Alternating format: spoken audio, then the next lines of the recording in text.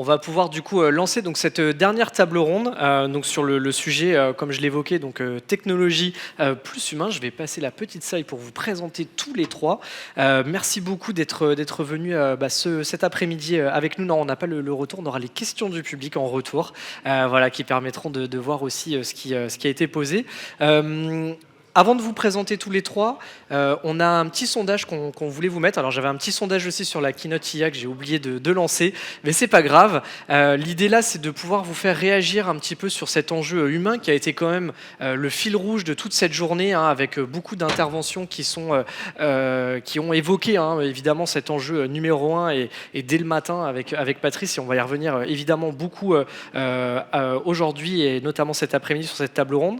Donc quel est le facteur humain le plus déterminant selon vous pour réussir une transformation digitale? Voilà, vous avez 5 items, vous avez juste à les classer. Du coup, vous pouvez faire un drag and drop pour les classer de haut en bas et nous faire remonter ça, et on regardera ça dans quelques minutes avec mes intervenants pour voir un petit peu quels sont les éléments qui semblent importants pour vous, peut-être le top 3. Pour vous introduire tous les trois, je vais commencer par toi, Géraldine. Tu es juste à côté de moi, co-dirigeante donc de Forme Utile, ancienne DSI CDO. Tu as une expérience assez forte du coup sur les projets de transformation digitale d'envergure dans différentes entreprises, et aujourd'hui donc tu es au service de cette conduite du changement, notamment auprès des dirigeants, avec une posture vraiment sur l'alignement stratégique entre les équipes IT et métiers, et donc tu interviens aujourd'hui pour partager notamment toute cette expertise au service de la conduite du changement. Bienvenue et merci beaucoup de ta présence avec nous. Léna, Basile, du coup, merci aussi d'être là aujourd'hui. Donc c'était important pour moi d'avoir une personne justement qui incarne la fonction DRH, parce que on va parler d'humain et c'est difficile aujourd'hui d'évoquer ce terme sans la fonction DRH qui est présente dans beaucoup d'entreprises, dans beaucoup de PME, de TI qui sont présentes aujourd'hui. Tu es aujourd'hui RRH en job sharing chez Aven. Alors juste peut-être préciser job sharing parce que c'est pas forcément un terme qu'on connaît tous. Si tu peux juste nous dire en quelques mots ce que ça veut dire. Oui, ça fonctionne, ouais. Oui. Bonjour à tous et tous. Oui, le job sharing, c'est un mode de travail en fait, qui permet à deux collaborateurs de partager une même zone de responsabilité. Donc souvent, ce sont deux personnes qui sont à temps partiel et qui partagent le même poste. Et donc, Léna, toi, tu as une expérience assez diverse et variée, aussi importante de DRH, beaucoup dans l'accompagnement de plusieurs entreprises aussi. Tu es intervenu dans beaucoup d'entreprises et tu vas venir apporter cette vision un peu terrain RH au cœur notamment des enjeux de digitalisation, des talents aussi, de quel type de talent on recrute aujourd'hui. Et puis toi, Julien, un habitué des lieux, j'allais dire presque maintenant, puisque c'est pour la deuxième année effectivement que avec Aidoo, vous êtes partenaire de l'événement et que tu interviens sur cette scène principale. Aujourd'hui, donc, tu es cofondateur d'Aidoo, qui est un des partenaires officiels d'Asana en France. Tu as animé tout à l'heure une conférence avec l'un de tes clients pour évoquer tous les enjeux autour notamment de l'expérience collaborateur. Et j'ai vu aussi dans toute la refonte que vous avez fait autour de votre identité, de ce qu'on appelle le work management. Donc ça aussi, c'est quelque chose que tu vas venir apporter auprès de notre audience aujourd'hui. Tu accompagnes depuis plusieurs années maintenant beaucoup d'entreprises sur tout ce qui est optimisation des méthodes de collaboration et mise en place de l'outil notamment Asana au cœur de ces organisations. Donc un regard assez intéressant du coup sur ces enjeux humains aussi au sein des entreprises.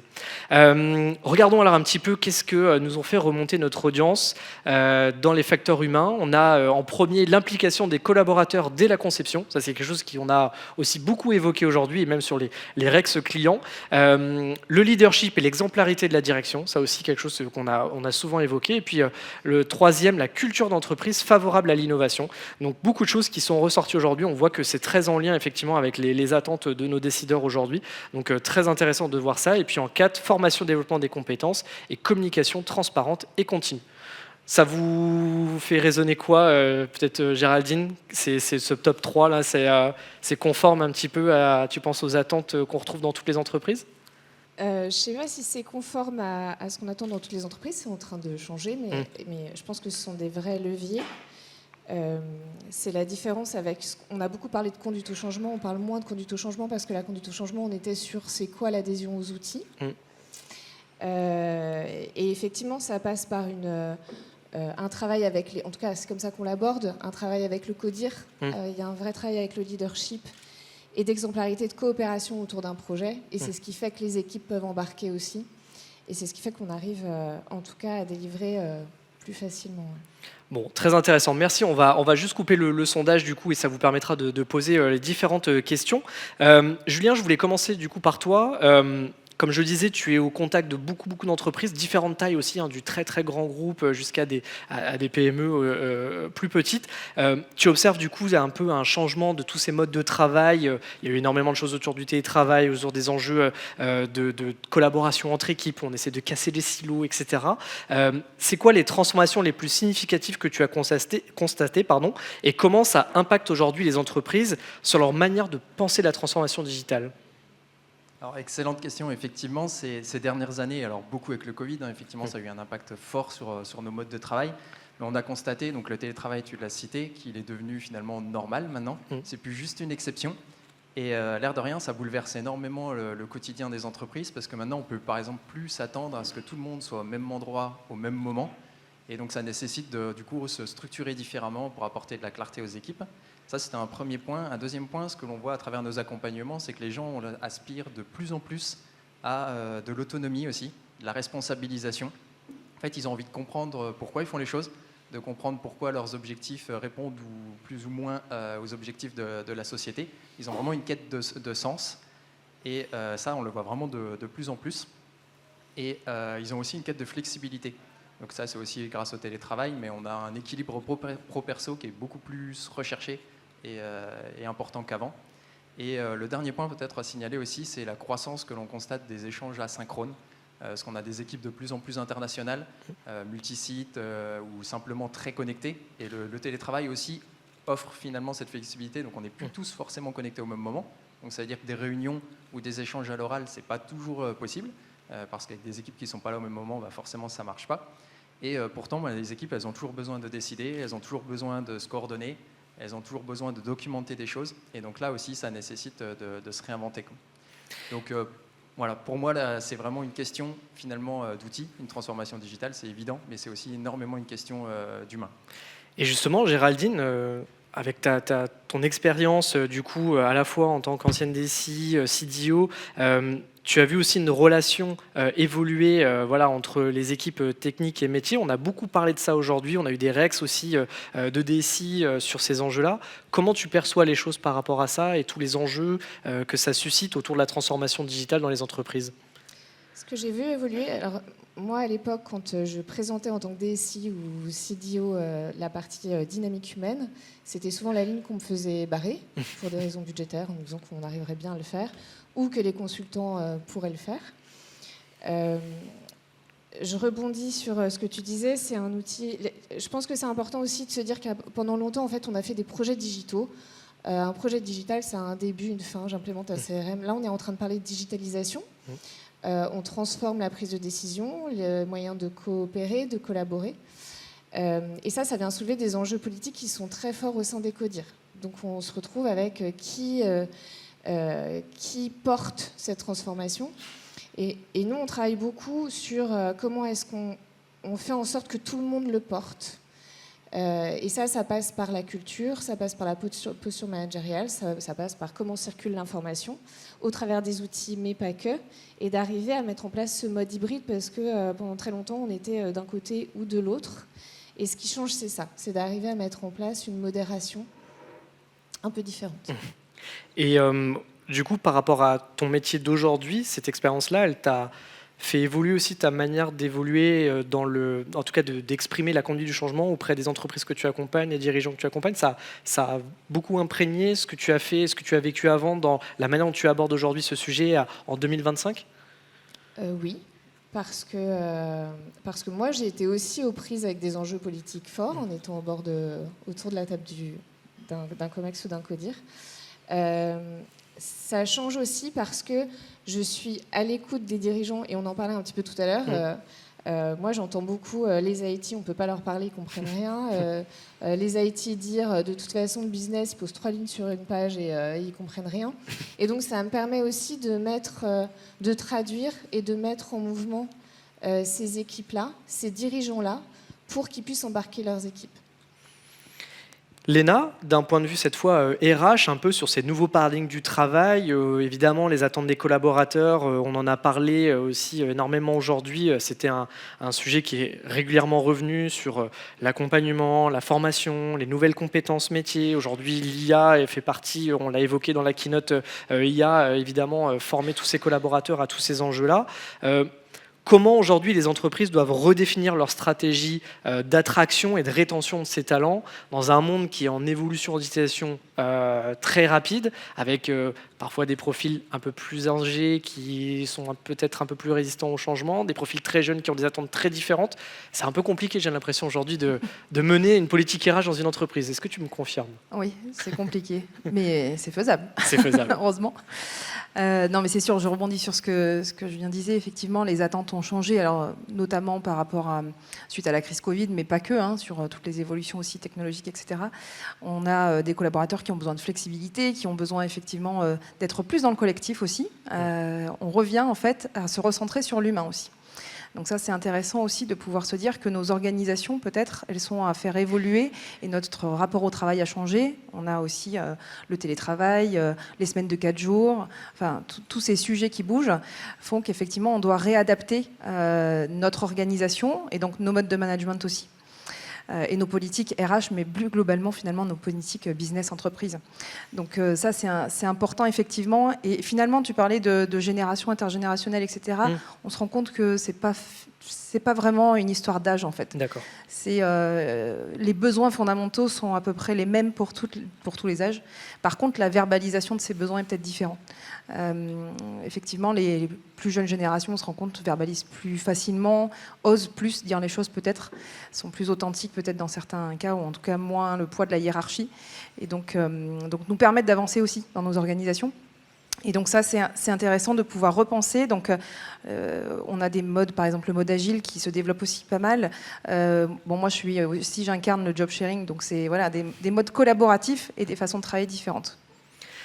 Géraldine, la résistance au changement, c'est quelque chose qu'on a un peu évoqué, mais finalement pas tant que ça, qui est parfois cité comme un des principaux en fait, obstacles à la transformation.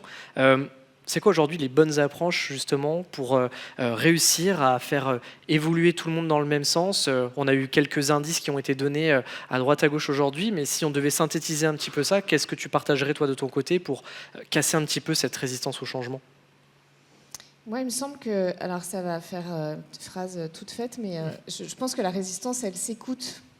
Et nous, souvent, on intervient quand on est déjà dans des points de blocage. Et quand on se pose avec les équipes pour dire comment vous avez fait, qu'est-ce que vous avez fait, on nous dit, mais si, il y a eu des informations, il y a eu des ateliers au début, on a écouté, on a accueilli tout le monde et puis on a expliqué à tout le monde. Et on se rend compte qu'en fait, c'est quand même très descendant. Et que la coopération dans les entreprises et dans les organisations, c'est une compétence qui se développe. Donc on intervient au tout début, ça rejoint le point du départ, sauf qu'on inclut vraiment toutes les strates de l'organisation. Et on vient définir ensemble le cadre de travail et c'est quoi les bonnes pratiques, c'est quoi les bons comportements qui vont permettre de porter ce projet, avant de commencer à diffuser à quoi va ressembler l'outil, par exemple. Et Léna, tout à l'heure, j'ai posé la question sur la keynote IA, est-ce que l'IA va nous remplacer? Évidemment, les réponses, elles sont encore un peu floues, on ne sait pas, mais en tout cas, il y a une transformation qui est très forte, très profonde, et on va y revenir derrière sur la conclusion. On a aussi des collaborateurs qui peuvent craindre pour leur emploi, qui peuvent aussi craindre sur les compétences face à cette accélération très forte. Comment on accompagne justement ces collaborateurs dans cette transformation digitale? Évidemment, toutes les équipes sont mobilisées, on parle beaucoup d'outils, de plateformes, de données, etc. Mais concrètement, d'un point de vue RH, qu'est-ce qui est fait, qu'est-ce qui peut être mis en place pour les accompagner? Alors, effectivement, la peur, elle n'est pas souvent rationnelle, mais par contre, elle se base sur des éléments factuels quand même, c'est-à-dire que souvent, l'être humain, quand il a peur, c'est qu'il y a une méconnaissance ou quelque chose, voilà, il ne trouve pas le sens, ou en tout cas, il n'a pas compris. Donc, c'est qu'il manque d'informations, il manque de visibilité, il manque de contextualisation, peut-être, et de concret. Donc, c'est à nous aussi de pouvoir donner, finalement, cette vision, de pouvoir proposer, justement, une stratégie partagée. On parlait de co-construction aussi, de les les engager, ça ressort dans les éléments, mais c'est fondamental. Et du coup, tous ces éléments-là sont nécessaires pour que justement on lève les peurs et les freins. Parce que si le collaborateur ne sait pas où il va ou comment il y va, on ne créera pas l'adhésion en fait. Donc il y aura toujours ces craintes et ce flou. Et Julien, aujourd'hui, un des éléments aussi importants, et c'est quelque chose que toi tu fais au quotidien, c'est la mise en place notamment d'outils collaboratifs. Comment on peut aujourd'hui introduire ces outils-là pour renforcer en fait un peu les dynamiques d'équipe? Comment on peut permettre justement de fluidifier tous ces changements dans l'entreprise grâce aux outils collaboratifs? Ouais, alors les outils collaboratifs aujourd'hui, un des pièges quand on veut les introduire, c'est de rajouter l'outil sans rien expliquer, sans adresser des problèmes de fond qu'il y a peut-être déjà. Et là, à ce moment-là, le résultat inévitable au bout de quelques semaines, c'est que c'est un outil de plus qu'on a ajouté à la bibliothèque des outils de la société. Et en fait, aujourd'hui, ce qu'il faut bien comprendre, et je pense qu'on le vit tous, c'est que la formation, elle est éparpillée dans l'entreprise. On en a un bout dans les emails, on en a dans des tableurs, dans des slides, on en parle en réunion, on a des Slack, des Teams, un peu dans tous les sens. Et en fait, ça conduit quand même à énormément de temps perdu, alors que ce qui finalement faudrait avoir, c'est de la clarté. La clarté sur quels outils on utilise, pourquoi on les utilise, qui les utilise et quelles sont les conventions, je reprends ce qui a été dit, d'usage de l'outil. Parce qu'aujourd'hui, on utilise trop d'outils, on fait énormément de copier-coller. Je dis souvent que c'est une compétence en 2025 qui est presque sous-estimée. La capacité d'un collaborateur à faire du copier-coller et à chercher des informations au bon endroit, c'est quand même énorme. On y passe des heures par semaine à faire ça. Et si on se pose les bonnes questions et qu'on pose les bonnes conventions, à ce moment-là, déjà, on se donne des chances que le déploiement, ça soit un succès. Donc si des conventions, tu me demandes ce que c'est, je te donne un exemple que nous, on dit souvent. C'est qu'avec un outil collaboratif, ça veut dire qu'on a plusieurs axes de communication possibles. On a les emails, et ça devrait être réservé à l'externe, 100% externe, pas d'interne. Teams et Slack, c'est parfait pour de l'informel, pardon.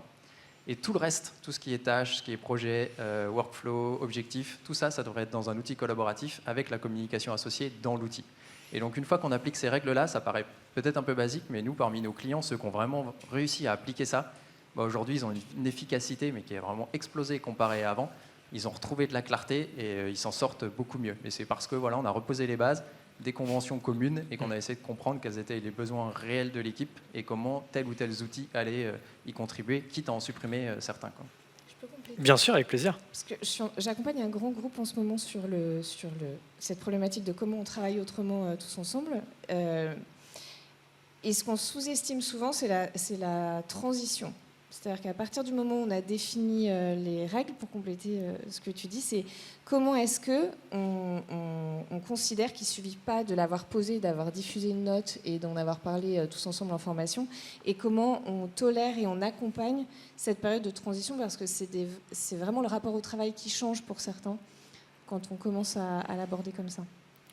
Léna, Julien parlait d'une compétence copier-coller. J'imagine qu'il y a quand même d'autres compétences qui sont attendues au sein des entreprises aujourd'hui. Qu'est-ce qui doit être mis en place par les directions aujourd'hui, notamment RH et direction générale, pour développer les compétences digitales de leurs collaborateurs? On a parlé ce matin en introduction avec Patrice Cochin du coup d'entreprises apprenantes.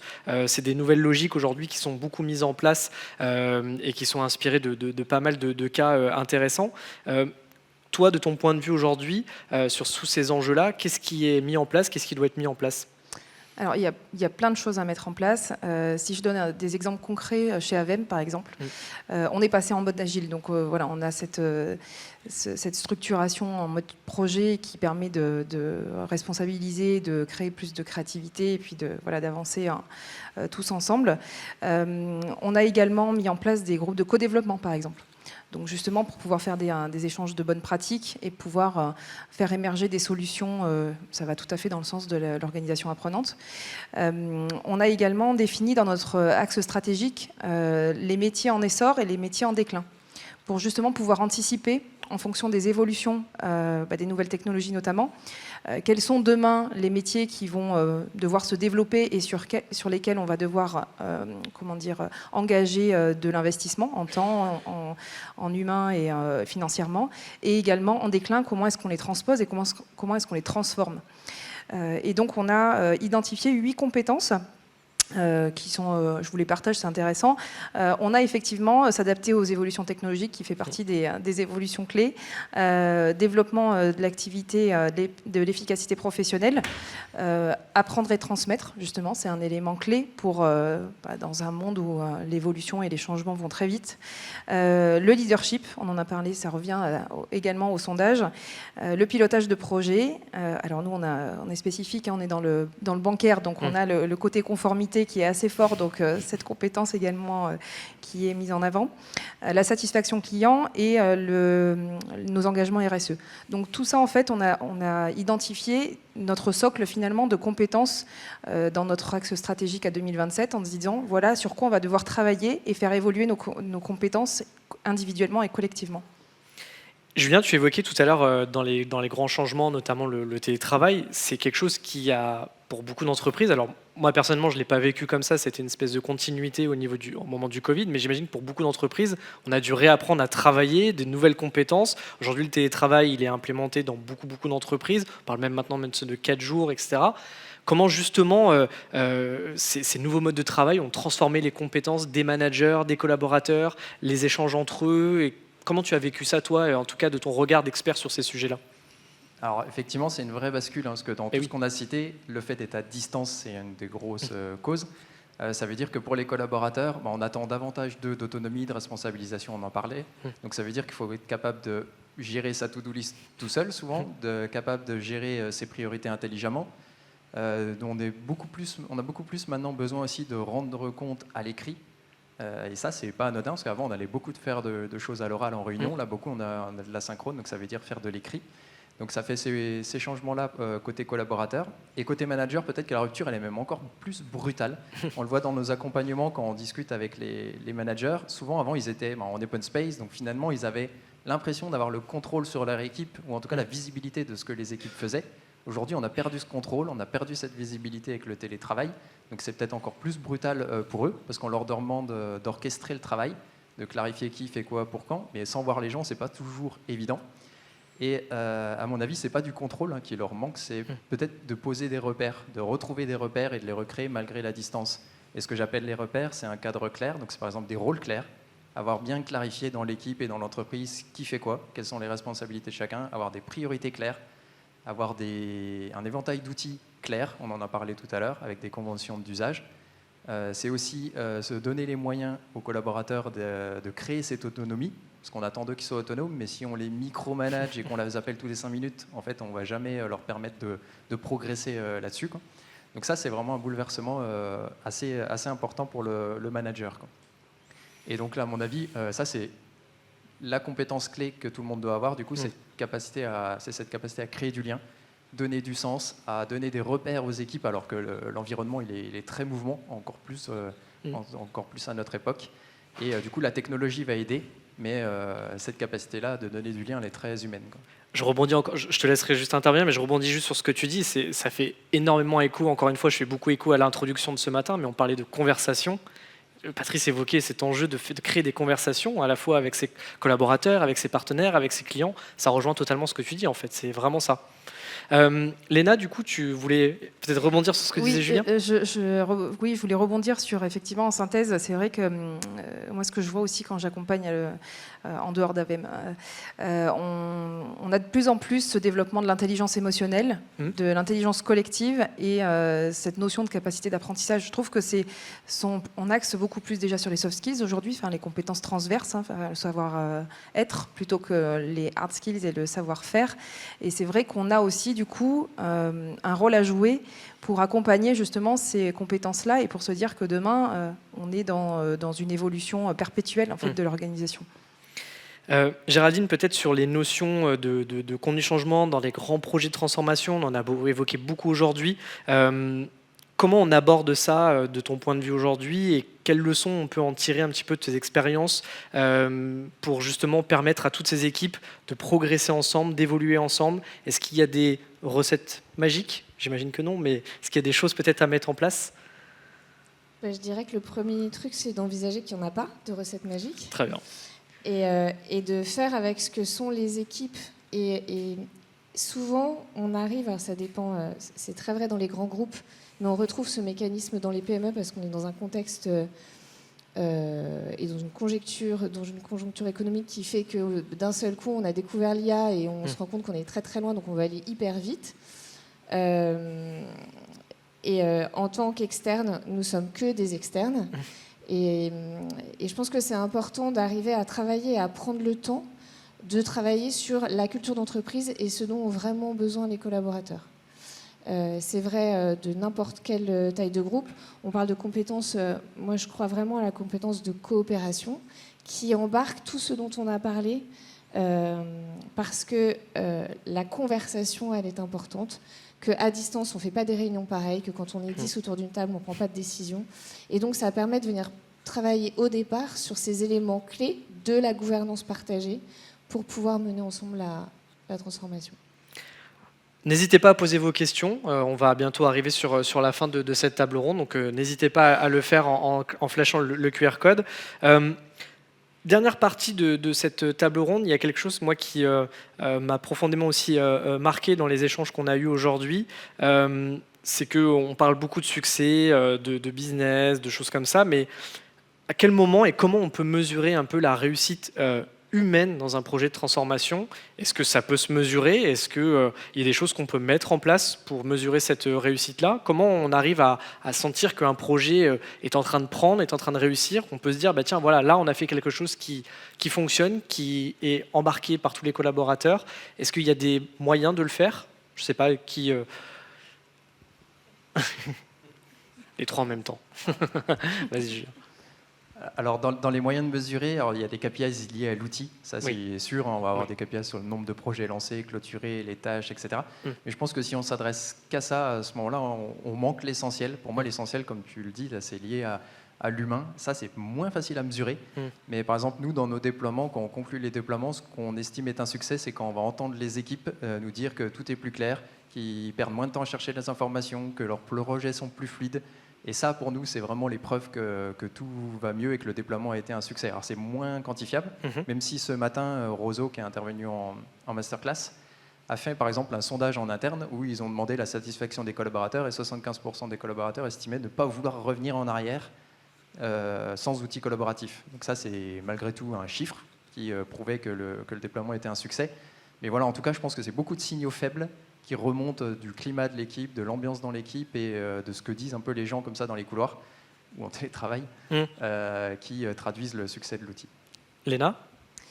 Oui, alors nous en fait on fait des enquêtes annuelles effectivement sur la satisfaction des collaborateurs et notamment en lien avec notre modèle agile, mais pas que, mais pour justement essayer d'évaluer finalement le niveau de maturité de l'accompagnement au changement, la responsabilisation, la satisfaction dans les projets alloués, etc. Enfin voilà, on essaye d'avoir une vision aussi des utilisateurs et des collaborateurs qui agissent au quotidien.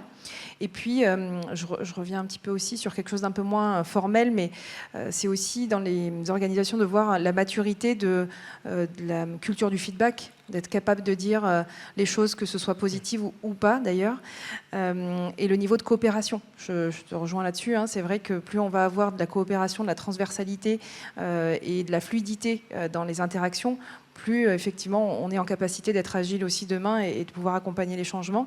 Et donc ça, ce sont des KPI qui peuvent être informels ou en tout cas formalisés avec des relais managériaux ou bien dans des enquêtes, on va dire, plus one-shot.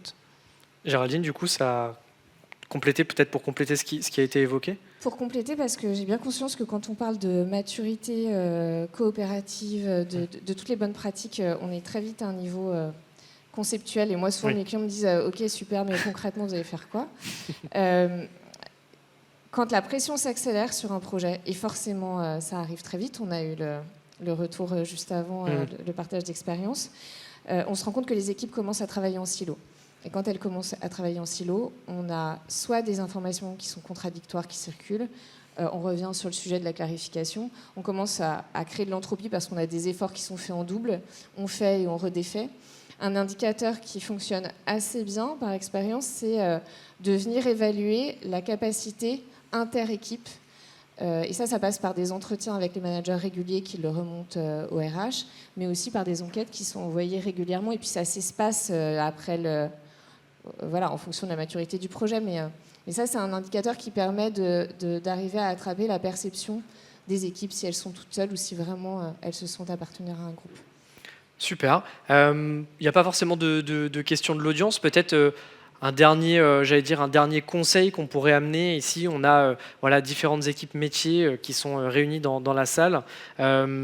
Sur ces enjeux humains, peut-être auprès des managers notamment, avec leurs équipes, qu'est-ce qu'on peut leur conseiller pour réussir des projets d'intégration, que ce soit de CRM, de RP, enfin tout outil qui peuvent aujourd'hui accompagner la transformation digitale d'une entreprise. Si vous aviez un conseil à leur partager, ça serait lequel? C'est une petite question en plus que j'ajoute pour remplacer le public. Moi, ce serait de ne pas donner les clés du camion aux externes et de vraiment être partie prenante dans l'accompagnement des équipes. Ça prend du temps. C'est pas toujours ce que préfèrent les managers, mais je pense que c'est vraiment important. Très bien. Léna, peut-être un petit conseil? Je vais, par effet rebond, vraiment intégrer, faire embarquer en fait toutes les strates de l'entreprise et différents métiers. Parce qu'effectivement, souvent, on fait des raccourcis en se disant bon, c'est du digital, donc c'est la DSI qui va porter. Et finalement, en fait, on se rend compte que non, les impacts sont humains, c'est ce qu'on dit. Donc, de pouvoir avoir des groupes de travail, des projets transverses et d'embarquer en fait le collectif et les opérationnels. Et pour Julien, pour toi, pour conclure? Eh ben, je rebondirais peut-être sur le deuxième point, il me semble, qui était la réponse, c'est l'exemplarité du management, parce qu'on ne l'a pas trop évoqué. Et aujourd'hui, ça, on voit que c'est un point fondamental aussi quand on déploie un outil collaboratif, par exemple, comme Asana. Alors, tout ce qui est convention et tout, j'en ai déjà parlé, mais un des points qui est vraiment majeur, si vous réfléchissez, s'il y a des managers dans la salle, à déployer un tel outil, c'est absolument d'être exemplaire. Aujourd'hui, vous ne pouvez pas attendre que vos équipes utilisent Asana, fassent tout dans Asana, si à la fin de la semaine, vous leur demandez de faire un reporting dans un PowerPoint. Asana, aujourd'hui, c'est un outil qui permet de faire le reporting quasi automatiquement dedans, à partir des données qui sont dans l'outil. Donc si on impose de finalement continuer de copier-coller des infos dans des PowerPoint ou des slides à l'extérieur de l'outil, forcément on va épuiser les équipes parce que là c'est vécu comme l'outil de plus qui finalement est juste une passerelle d'infos entre un Excel, entre autre chose parce que je vais devoir continuer à faire des copier-coller. Donc pour moi c'est vraiment majeur. Ce deuxième point aussi, c'est pas étonnant peut-être qu'il soit remonté en deuxième et c'est une des clés en plus d'établir des conventions communes sur les outils et de prendre le temps de se poser des questions sur de quels outils l'équipe a besoin pour répondre vraiment à la réalité du moment. Quoi. Et pas que dans les sujets de transformation, d'ailleurs. Eh ben, merci beaucoup à tous les trois pour votre intervention. Vraiment super intéressant d'avoir eu cet angle-là aussi, beaucoup plus entré sur l'humain. Donc vraiment un grand merci à vous. On peut les applaudir du coup pour cette dernière table ronde. Merci beaucoup.